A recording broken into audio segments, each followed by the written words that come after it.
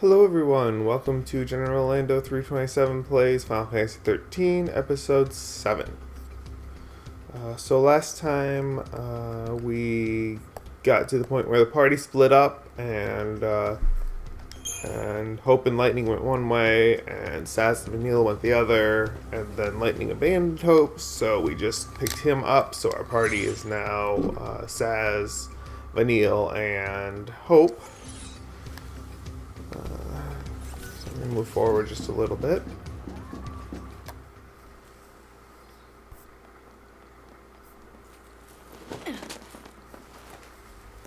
Hey, welcome to the party. You miss us? Would it kill her to smile?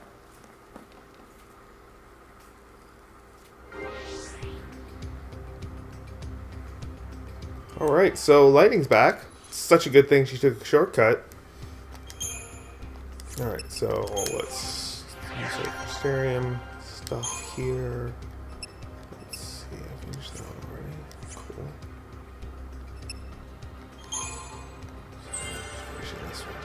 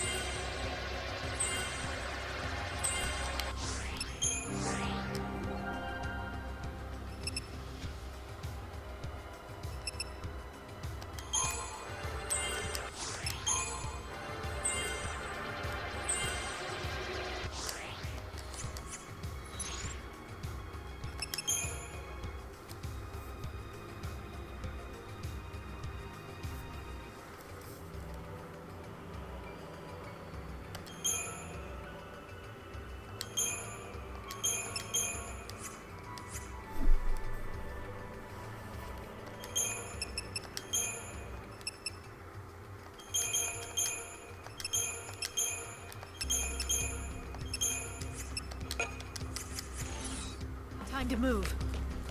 Okay.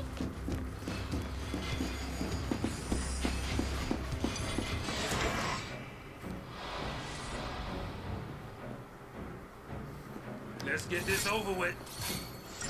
So the advantage to having a commando in the party now is that we can still start with our Saboteur and not have to worry about the programming glitch where she switches targets automatically without finishing off debuffing the first target. In this case, it wouldn't have mattered because we got both debuffs to stick simultaneously. But let's see, now we can switch back to Saboteur and Saboteur. Sorry, I've been watching too much of The Flash. Saboteur. Huh. Anyway, now we can just switch back to our Smart Bomb paradigm with a Saboteur in it, debuff, and do the exact same thing. But if for some reason she had landed the debuffs on the other target before finishing off the first target, we could have just switched to Relentless Assault and used Lightning Air Commando roll to stabilize the chain gauge and make that a whole lot quicker than if we only had two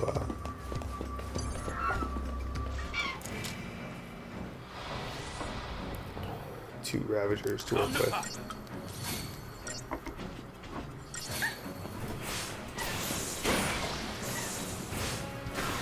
And good night.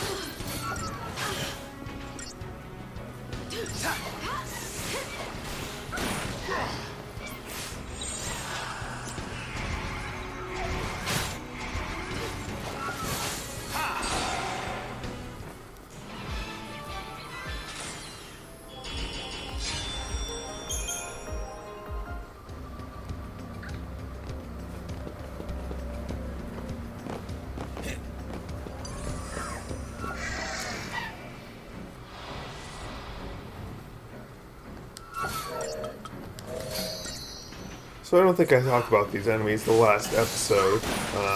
If I did, I apologize. This is the second time I've had to film this episode because my capture card, for whatever reason, decided not to put the commentary with the capture the first time I tried to do it. So these enemies, the one that I already killed, the one that does that little dance thing. In this game, these class of enemies, the ones that do their little dance thing, you want to take out of the fight as quickly as possible because they either debuff your party to make it easier for their allies to kill you, or they buff their own teammates so that they just get stronger. And those things can do a significant damage output by themselves because of the speed of their attacks.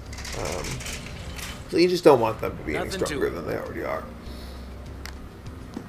As a note from a mythological perspective, these creatures, at least here, are named succubus and incubus.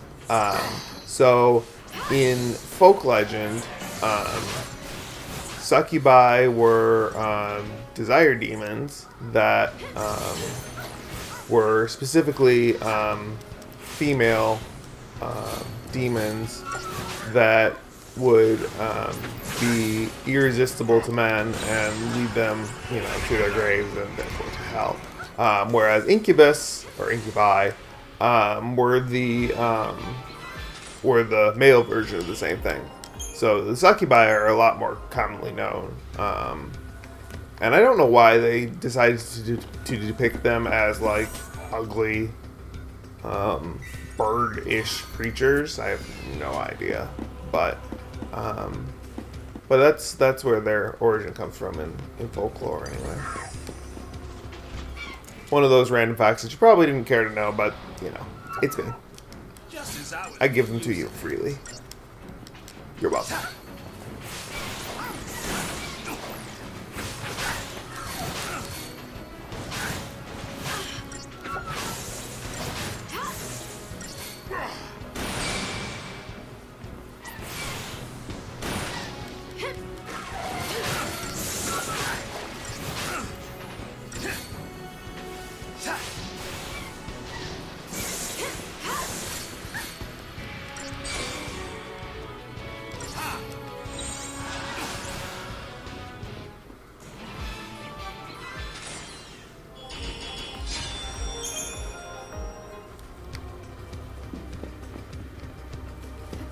Need to get through here.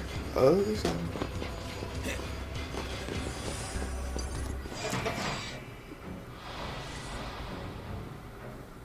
Guess running's out of the question.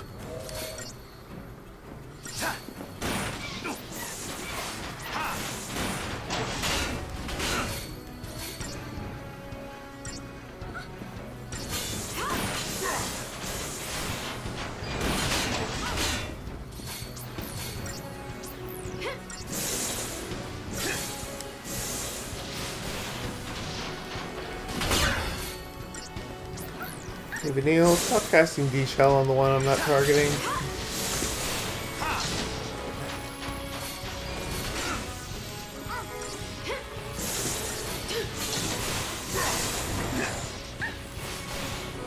This is why I prefer to control my saboteurs. Wait, what? I thought... Oh. I thought Lightning was my party leader. Oops. Wasn't paying attention to that one. My bad. Oh, hey, I think I got a preemptive strike out of the deal. Guess I did. out of the question. Well, that'll make it easier. Not that it specifically needed to be easier if I'd been paying attention in the first place, but whatever. Okay. So now we're probably better off just switching right over to Relentless Assault and trying to take them down quickly rather than debuffing them since they're already staggered.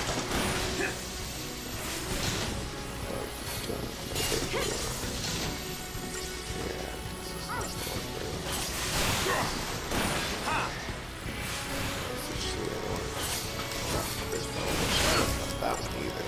Ah, if I had known that had deep protect and D-shot on it, I would be able to.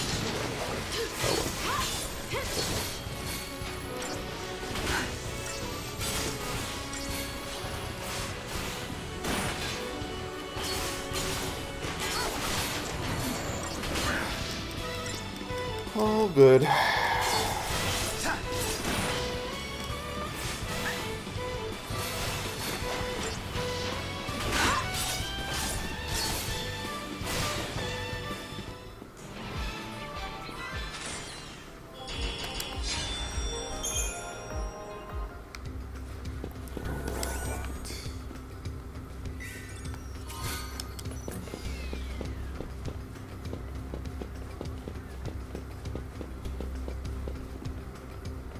Hurry up.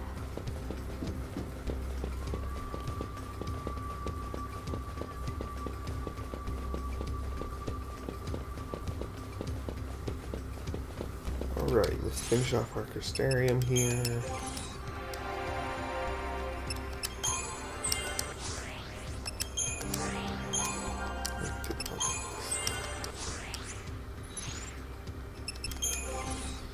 Then I need to set up here.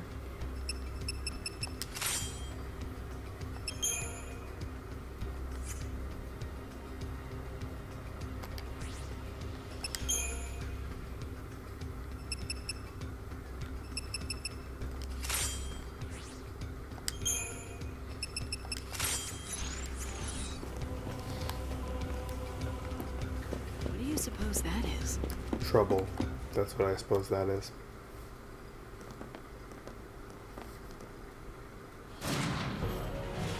What is that? Pulse armament. And that's bad for us, isn't it? You have eyes, don't you?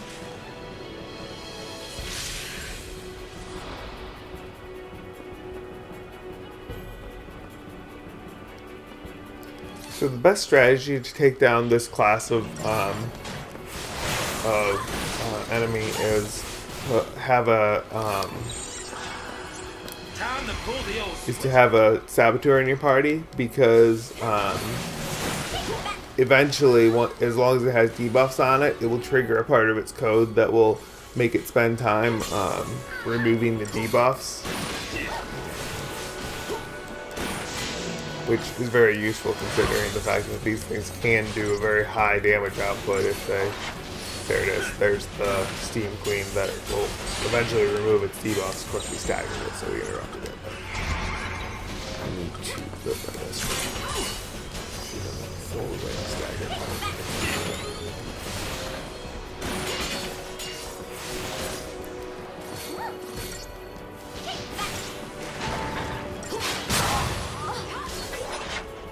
Yeah, see, just that one attack dropped me into about half health.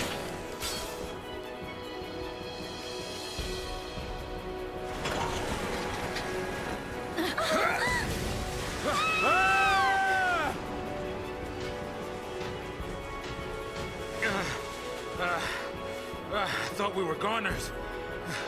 You all right? I think so. Incoming.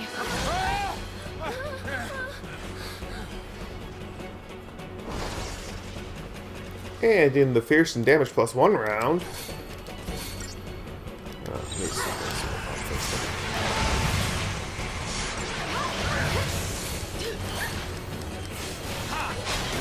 so that's one of his two area of effect attacks that can be very nasty to your party. The other one's worse.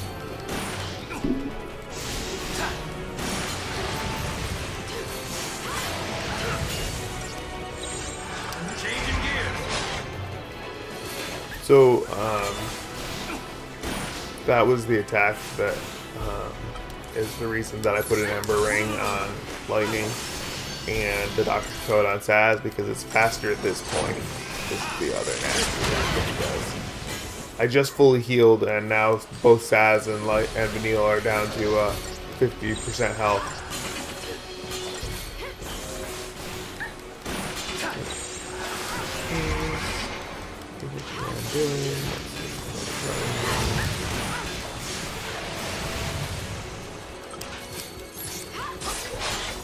And the doctor's code at this early stage in the game, anyway, is typically better than switching to a paradigm with a medic if you're trying to heal more than one person, because our medics don't have any of the multi-target cure spells yet.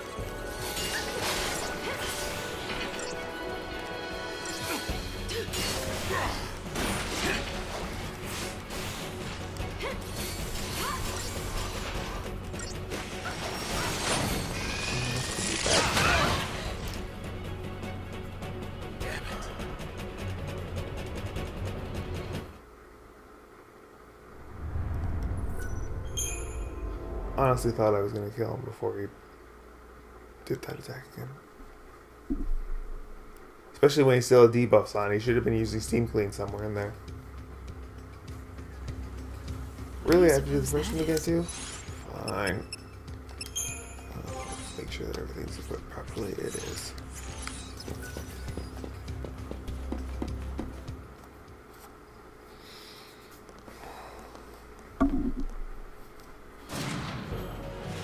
What is that?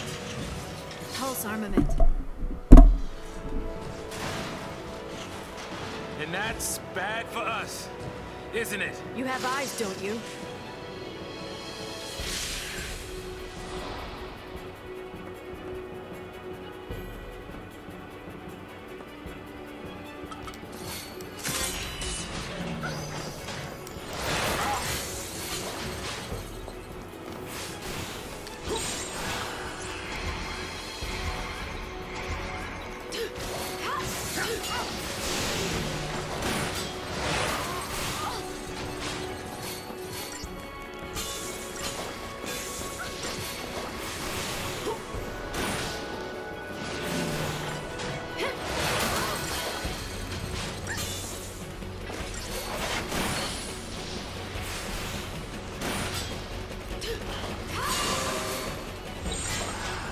Follow the old guy's lead.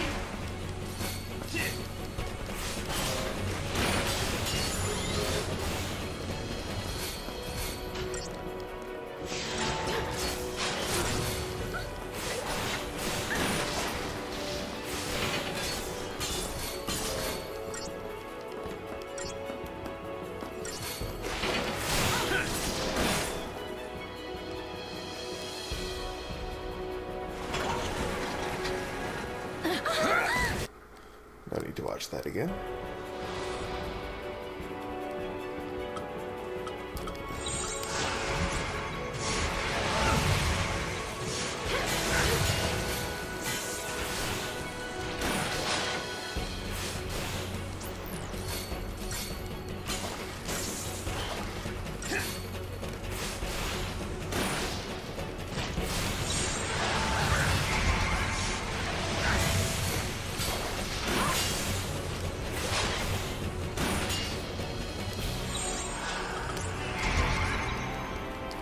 So what I'm going to do this time is a little bit different strategy. I'm going to switch over to Relentless Assault a little bit before we stagger it, so as to stabilize the gauge.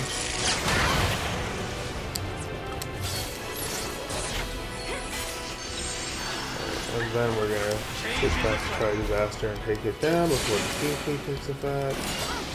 And then what I'm going to do is I'm going to stay in Try Disaster a little bit longer than I did the last time to raise the chain gauge a little bit further so that hopefully we can take it down to one stack. Should be plenty.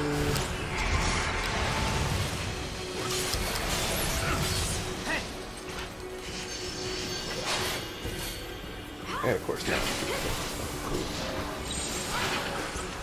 Which means I have to switch to this, which means we probably aren't going to take it out in one stacker, but whatever.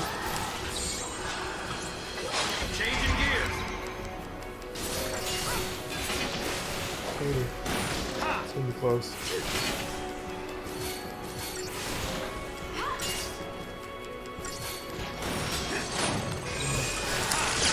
There you go.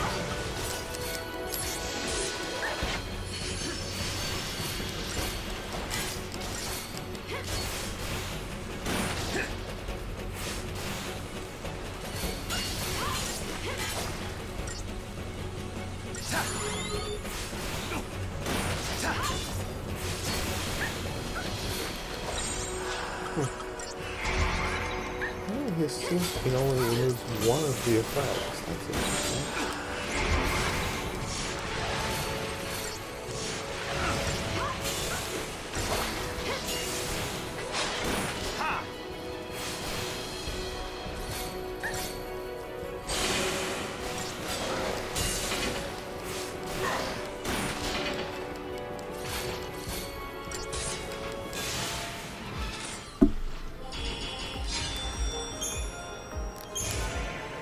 Alright, so now Lightning now has a medic role available to her, and Saz now has a commando role, which is wonderful. The Lightning thing, maybe not so much, because Pulse is crawling with she's things not like a great that, medic. isn't it? Got me. Not even the Corps has access to intel on Pulse. Soldiers in the field fight blind. Yeah, I noticed that. But don't you need to know exactly what you're up against? Target's a target. You like to keep it simple, don't you? I stick to my goal. As long as you have a goal, you can fight? You can stay alive. And then we get this long primer on upgrading equipment. Completely irrelevant until about the 11th chapter of the game, when it's actually worthwhile to actually do some of that upgrading. Alright, let's look at the new expansion of our Crystarium. Alright, so Saz doesn't get anything from Synergist. Doesn't get anything from Ravager. Wait, I never finished. Oh, no, he just got Commando. I'm like, wait, why do I have part of these done? Because that's what he automatically gets. So the only new ability for Saz is Blitz, which is, you've already seen by Lightning. It's that wide area attack. In Saz's case, it can either be a wonderful ability or a horrible ability, depending on what you're actually trying to target. Because what he does is basically sprays an arc of gunfire. And the problem is that it only hits the closest target. Like if there's a target behind one, it might get like one of the attacks, but it will mostly target the ones in front of it. So, I mean, it makes sense, but Yeah, but it's still a great ability to have for the most part. It's very useful against weak enemies because he can just take out a group of them in a couple of attacks. So Light gets Launch, which Launch is one of my favorite abilities for Commando. It would have made that fight against the Dreadnought a whole lot faster because once it's staggered, she would throw it up into the air, and basically it just, if you time things properly, you can keep it up in the air even after the stagger period ends. And then Ravage just boosts the attack of one of her range or area attacks, Blitz and Ruingo, which we don't have yet. And then the roll levels basically upgrade the abilities, the natural ability of each role for the characters. So for commandos, it's the chain gauge, boosts attacks and boosts physical attacks and increase the duration of the stagger or the chain gauge stabilization thing. So Ravager, she gets fire, another roll level. For Ravager, the roll level is the way that they boost the rate of growth of the chain gauge. The roll levels increase that even further. Let's finish hers first. Medic, she doesn't get anything but the automatic cure and a second accessory slot. So we're gonna go for Launch first, and then we're gonna get fire eventually.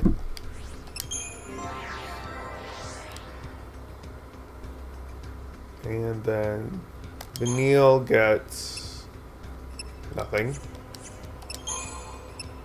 More nothing. and other nothing. So we're just going to go for the stat boosts. Again, I always start in medic. Generally speaking, they've got the more hit points and magic nodes. Hope, on the other hand, has a bunch. He has the last 2 single target elemental spells. He has the first area effect elemental spell. He has Fear Siphon, which when he's attacking a staggered target, it charges his ATP gauge a little bit. And he gets Quake, which, honestly, as cool as Earth elemental attacks would be, it's not a standard Ravager spell. It's actually a technique, which means it uses TP instead of just a normal ATP bar gauge charge or whatever. Which means that it's on a finite resource timer. You get 5 TP, maximum of 5 TP at any time, and it doesn't reset itself after battle. Quake, I believe, uses 2 TP for every cast. So it's not that great. And honestly, I only use it a couple of times in the entire game, story and post-story, except in dire emergencies. And even then, I'm more likely to use a summon than Quake. So for Synergist, he gets Bar Frost and Bar Fire, and the bar spells are the defensive spells that ward against a particular element. And then he gets his accessory slot and a roll level. The roll level for Synergist, what that does is extends the buff duration. And for do that. For sorry, my brain. Saboteur, it increases the debuff duration. And then Medical, he gets his roll level, which obviously increases curing ability. So we're going to go for the elements first, because having our main nuker have access to all the elements is very useful to us. We don't particularly need the bar spells right now. So we're going to actually keep getting... Yeah, because we're going to go for the rest of the Ravager tree before we get the spells, the bar spells in Synergist, because the roll level for him, being our primary nuker, is going to be really useful, both short term and long term. All right. The next thing we're going to do is remove the equipment that I set up for the boss fight. Except we're going to leave the silver bangle on Vanille. And in fact, I'm actually going to give Hope the other silver bangle that we have, so that our 2 squishy party members have a little bit more health to deal with.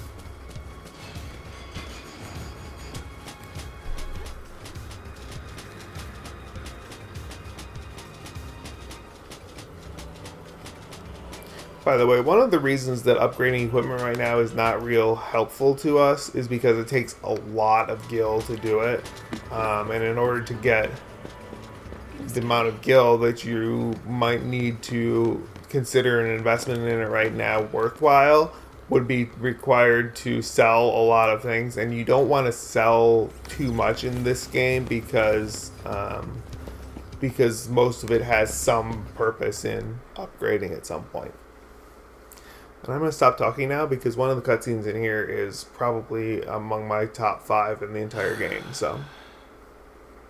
Not much of a future for us, huh? Hard to picture a happy ending. We don't even know where to go. I do. Huh? There. Eden? The Sanctum Seat of Power. Oh, that's a great idea. Just charge right in there. Give him a taste of Lassie terror. You're serious? Keep running. It's die or turn Seath. There's no place for Lassie to hide. No. They want to fight. Let's take it to the Sanctum's door. This isn't a game. No. That's for damn sure. Started with Sarah. The Fal'Cie took her. Now I'm a L'Cie too. And the Sanctum's hunting me, an enemy of the state. But who's pulling their strings? A Fal'Cie. Eden. Cocoon's sustainer and guiding light. It probably ordered the purge too. Pulse and Sanctum Fal'Cie, they're all the same. And we're all the same to them. Expendable. I'm not dying a Fal'Cie slave. So, what are you gonna do? Destroy it. By yourself? Are you crazy? Say you pull it off. What's that get you? Satisfaction? Something happens to Eden, it's lights out Cocoon. You want that? You're a Pulse L'Cie now, so you just want to snuff out Cocoon. No! What about Sarah? She said to save Cocoon. It might even be our focus to make sure Cocoon's... Our focus doesn't matter. I don't take orders from Fal'Cie. How I live is up to me. Don't you mean how you die? Think like that, and it's already over. Better to pick your path and keep moving. Don't worry. I'm after the Sanctum. I'm not out to destroy the world.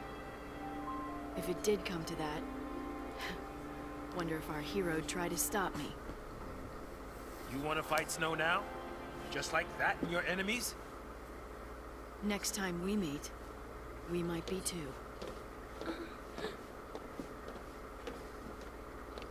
When the fear sank in, it tore us all apart. Lightning was suffering, reaching out to us. But none of us could see it.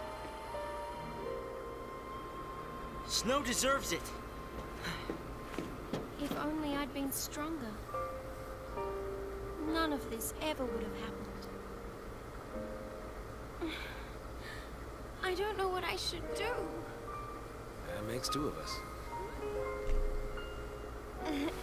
Whoa! Hey, you're taking care of me. I won't be if you keep pushing me like that. So that was one of my favorite cutscenes in the game, Wait and for I'll me. talk about it after we finish this sequence of cutscenes.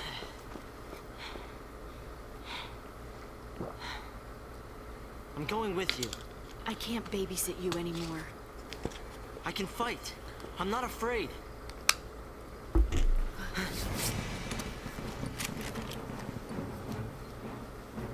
Great.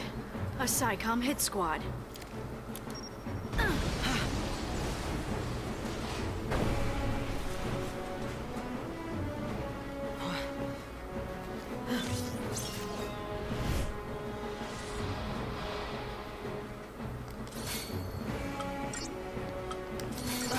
So the reason I love that cutscene so much is because it sets the stage for so much of who Lightning is throughout the entire trilogy. I did here. That was probably stupid. I didn't put it tacked up. And because it shows that her focus is always in being independent and not just playing along with somebody's game. Even at the beginning of the game, when Snow was out to rescue Sarah, Light was never really about rescuing Sarah, changing her back from being a L'Cie. Like, the conversation that you have with Saz, where Saz is telling her that she can't be turned back. Lightning never refuted that. Her focus was always in beating the Fal'Cie.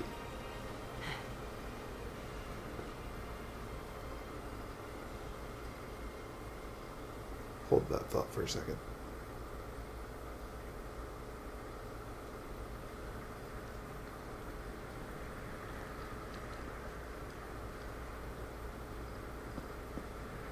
Uh-oh. Army's out to play. What now?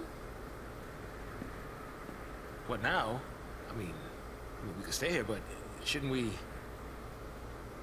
Run? Huh? We should run. If we rush in now, we'll just get in her way. You know, you're right.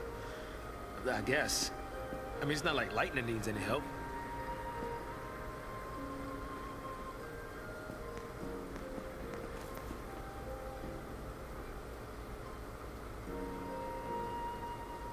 There'll be more soldiers. We should keep moving. Lightning? Are you worried about the others? I'm sure they got away okay. So can you if you leave now. With me, it'll be fight after fight. I don't know how it'll end. It's anybody's guess. I know that. But I need to be stronger.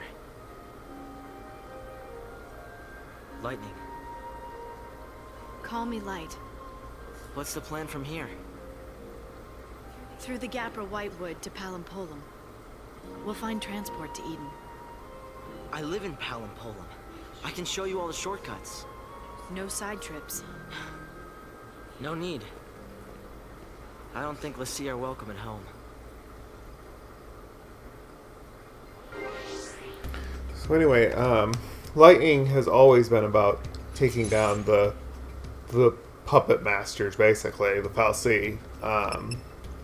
And even more so now that she's a Lassie, and it basically is a choice between doing what the Fal'Cie tell you or turning into a hideous monster. Her answer is to just, define her own death, basically. That's what Saz was pointing out in that cutscene. That, they all know that, there's no real options. Set up my new paradigms here. Okay.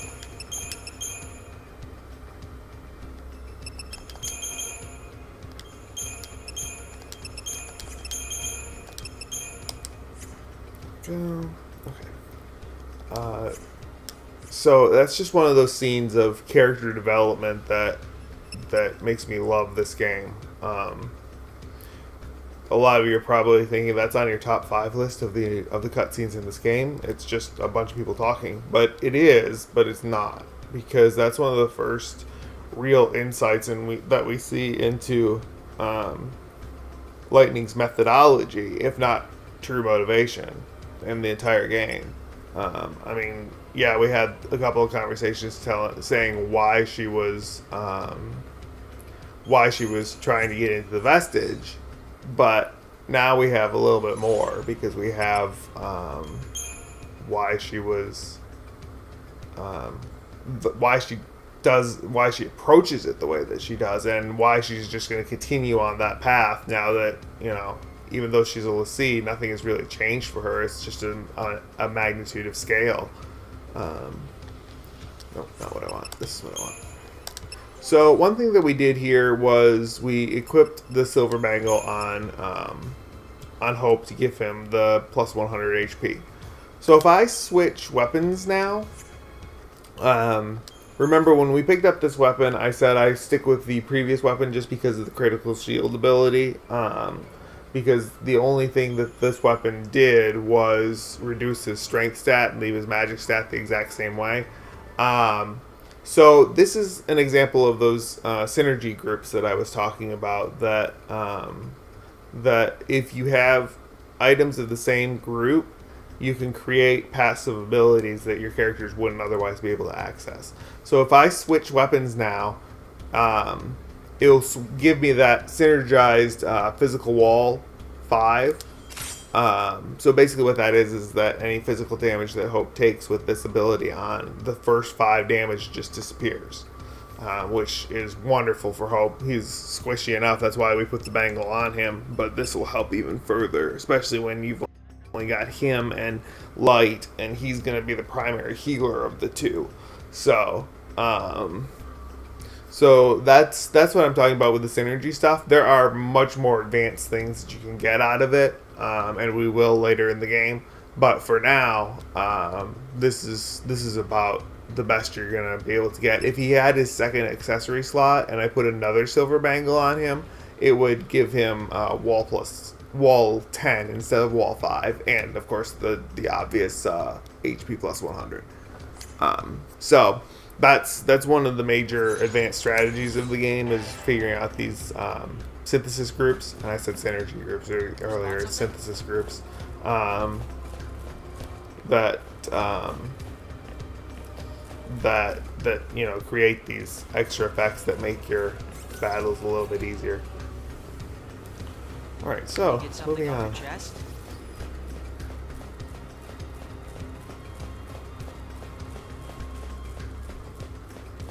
I'm gonna go look ahead.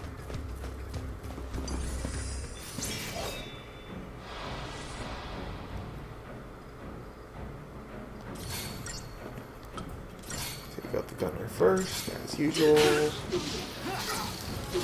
I hate when my attacks get interrupted because of bad timing.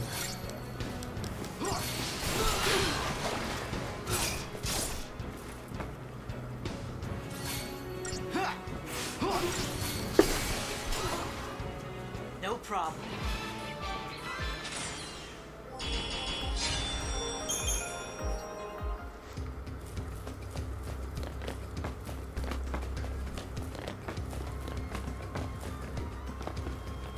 Go this way.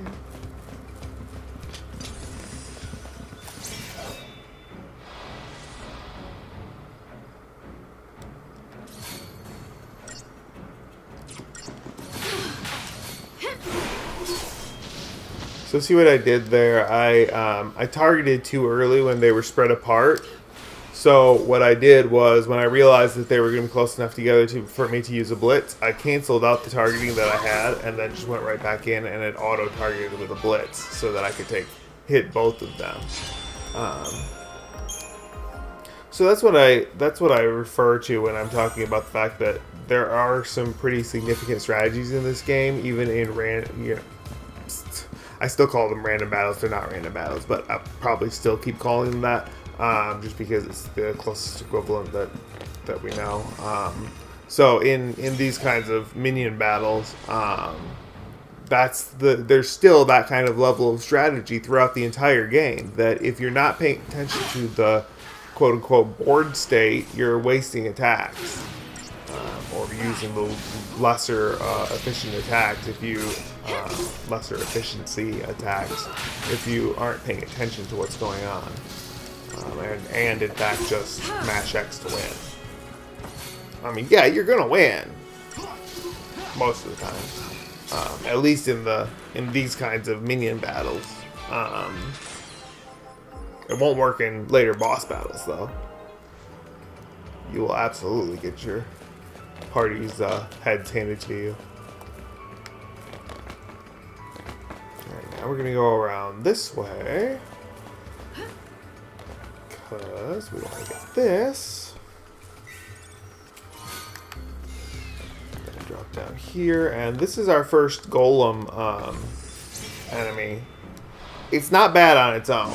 In fact, it's if you remember the Myrmidon and the other, well, I don't think we've fought any other named ones yet, but they call them tilters, the ones with the like claw hands that will just do giant like grinding attacks on you. Those are much nastier than these are, as long as there are no human combatants to supplement them.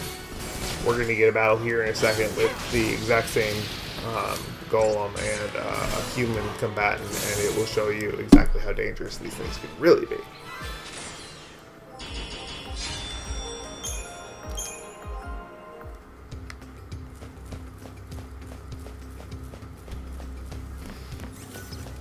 But first we're going to have another cutscene. Any trace of the Lassie? Nothing. No sign it's been activated. Huh? Who's there?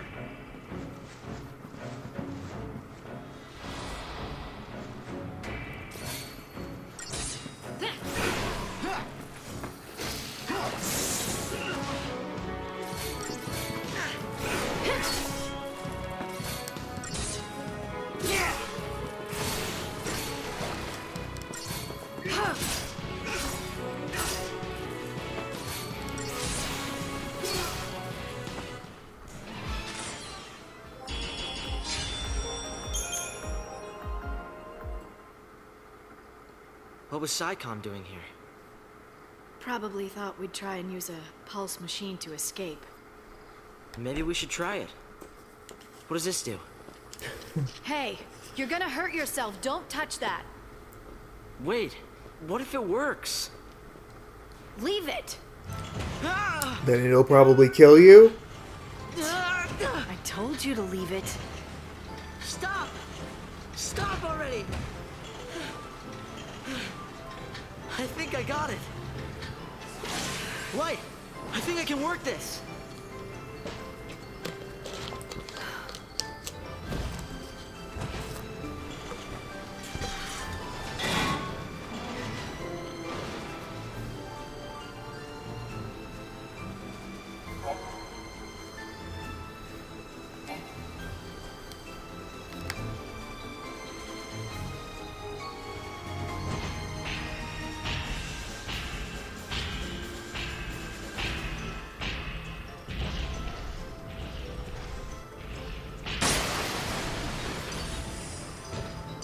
Alright, so this little mini game is all about taking out these Pulsework soldiers one way or another.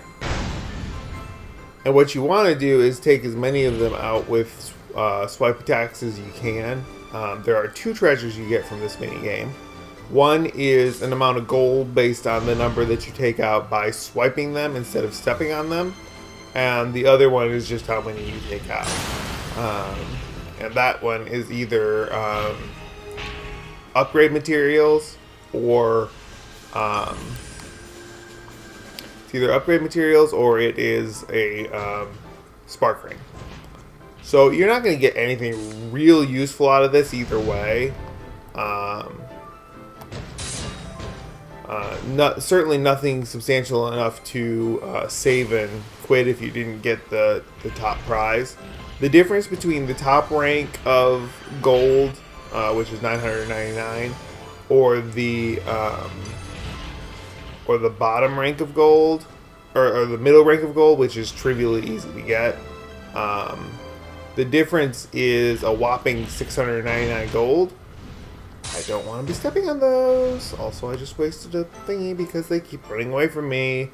The idea in this section is to try to herd them all into one place and then do it that way, but it's not trivially easy to do. In fact, it's kind of annoying. But you see that group down the road on the bridge. You need to save one of your 3 swipes for that, because otherwise you're going to miss out on a lot of the potential swipes. Anyway, I was saying that the difference between the top tier, also this thing is horrible to try to drive, the top tier and the don't go that way. I want you to all go in one direction and not like the band. Fine, that's fine. I should be able to get most of you this way. Or 2 of you. Fine, whatever. Anyway, the 699 gold, if you remember, sorry about that, I bumped my mic there. If you remember in a previous video, I mentioned that Phoenix Downs cost 2,000 gil the entire game. So 699 is just over 1/4 of a Phoenix Down. That's how insignificant the difference is. So, yeah, not all that helpful.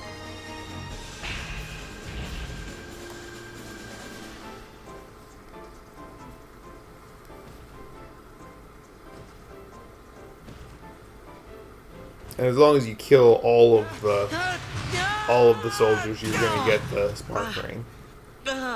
Whichever way you choose Nice to landing. kill them. Let's Which get is moving. definitely the most useful Just prize need a out of the minute. entire minigame. I'm still a bit winded. You're too soft. Wait up!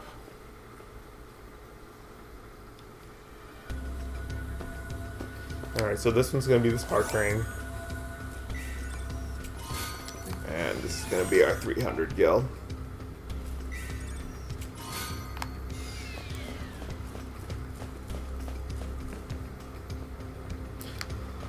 Oh, where are we at for time?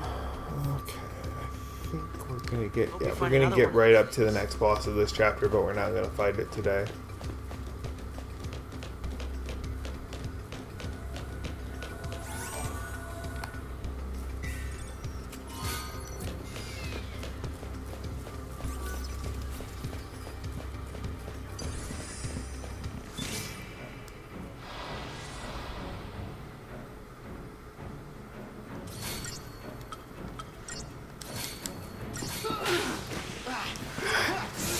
Drives me nuts when I go to initiated attack and it, and they hit me just at the right moment.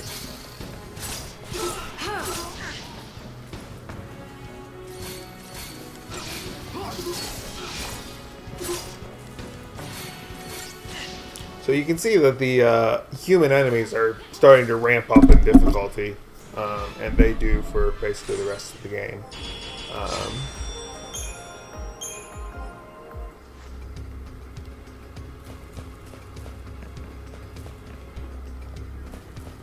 Or I should say the rest of the story play, because they don't exist in post-story gameplay.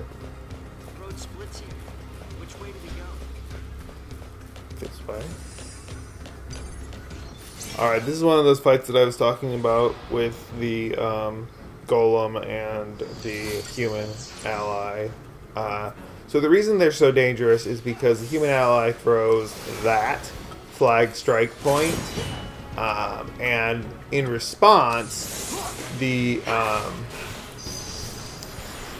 that guy keeps throwing guided missiles at it. So what we want to do, now that that thing's down, the only reason that you should care about that, besides the fact that it does a whole lot of damage, is because, no, drat. Is because if you care about bestiary completion, you need to at least libera it once and then take it out in order to get the entry in the bestiary, or at least the full entry in the bestiary. All you have to do is take it out once in order to get the entry. But so what we're gonna do here is not kill that before it throws it. Thank you. We're gonna let it throw it, and then we're going to libera the targeting beacon, and then we're gonna take out the human ally so it can't throw another one once that one is dead.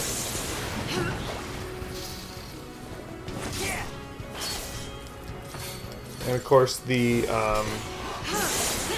Ulan there actually destroyed its own. It does if you let it, but it destroys the targeting beacon itself with its guided missiles. So I didn't kill it, which means I probably don't have full completion on it there. So that's kind of a pain, but so I want to.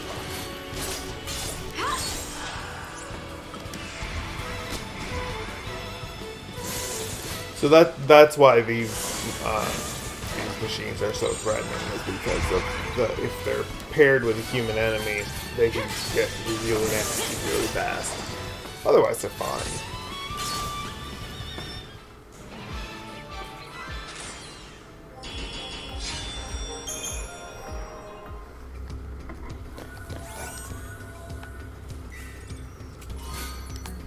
And there's a third spark ring.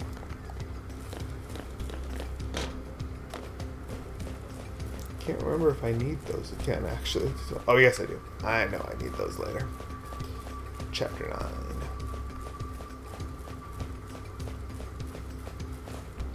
Wait, did I just go the... Yep, I'm going the wrong way.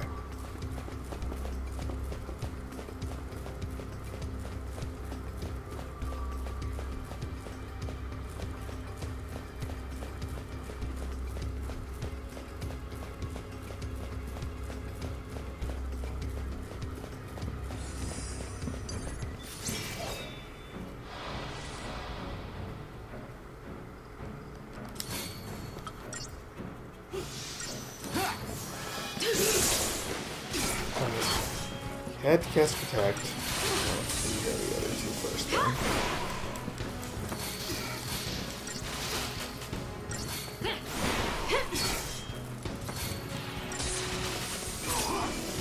So this this battle is a pretty good example of why I don't use synergists all that much, because basically all the enemies did in that fight was buff each other.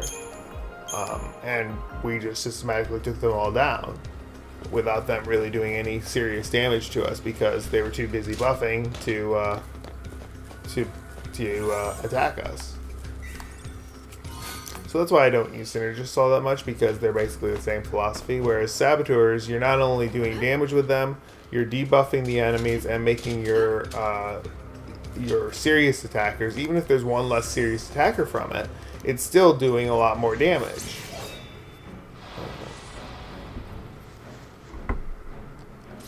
Alright, so this time we want to just get rid of these human enemies as quickly as possible. They're going to throw one anyway. Apparently they're going to throw two of them. I've never seen that happen before. In that case, we need to take one of these out. So that we don't have two sets of missiles coming at us. And then we're going to do this. Hopefully not die. Yeah.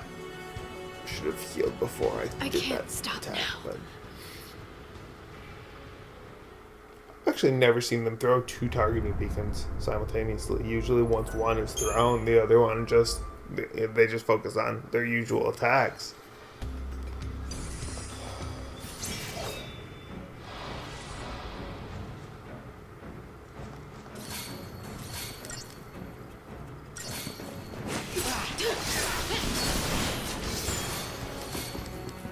There it is again. That's interesting. Move! Fine, don't move. Whatever.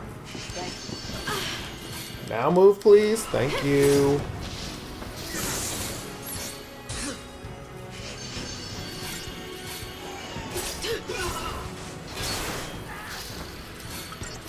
Now we need to just take this down, try to finish the completion of the bestiary. Those are the only two fights that you get that will spawn those targeting beacons.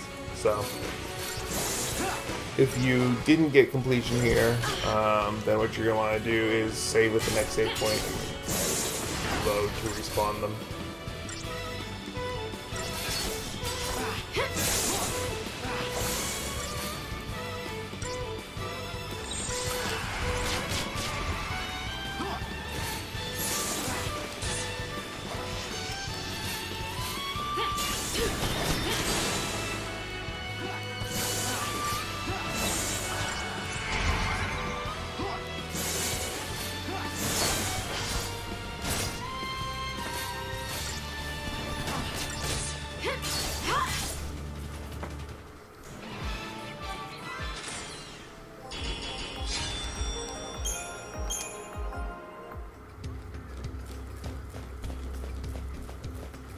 Alright, we're going to get up here to the next save point.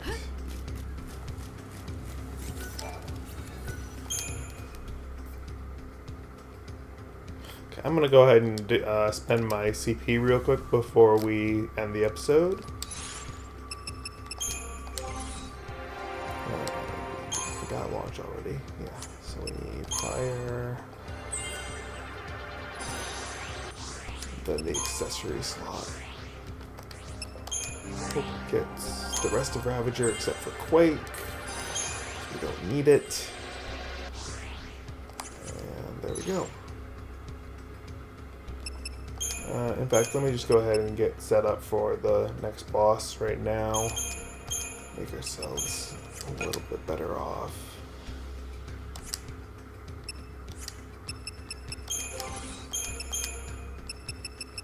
Now, if you're new to this game and not confident in your skills going into boss fights, you could do some loops around the area and take out those Ulan tracker fights to get some CP generated so that you can get an extra accessory slot for both of your characters. Not a bad idea, but not necessary. And that's going to do it for the episode. Thank you for watching. I hope you enjoyed it. If you did, please hit that like button and share it with your friends. And don't forget to subscribe if you haven't already. Have a great day.